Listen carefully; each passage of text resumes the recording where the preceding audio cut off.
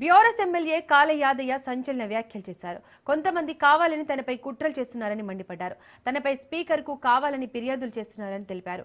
ప్రజలు తానేంటో తెలుసని, వారికి తొందరలోనే బుద్ధి చెబుతానని స్పష్టం చేశారు.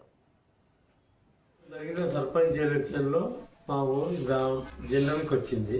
జనరల్ అయినా పోటీ పడుతున్నాడు, బీసీ అయినా పోటీ పడితే నేను అన్నా బీసీ ఎంపీటీసీ వస్తుంది చేద్దాం, జనరల్ చేద్దాం అంటానంటే నేను కాదన్నా. కలిసిర్రు, వాళ్ళ పోటీ చేసుకుని నేను జనరల్ సపోర్ట్ చేస్తాను. బీసీ గెలిచిండ్రు, జనరల్ ఓడిపోయాడు.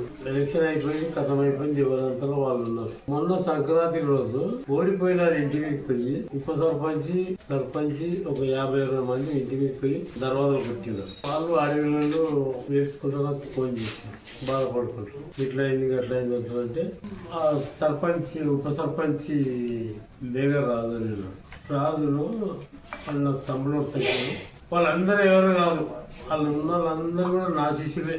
40 ఏళ్ళ సంఖ్య నాయబడి ఉన్నోళ్ళే. నేను అన్ని రకాలుగా నాతో బాగుపడ్డాను కూడా ఉన్నారు. అందరికి అన్ని రకాలుగా చేస్తున్నారు. చిత్రం ఉంది ఇవాళ మీద స్పీకర్ కాంప్లైంట్ ఇచ్చి దాన్ని ఎమ్మడే ఎవరున్నారు అనేది ఒకసారి వాళ్ళను ఆత్మవిమర్శనం చేసుకోవాలి. ఎవరు చెప్తే ఎవరు ప్రేరేపిస్తే అవుతుంది.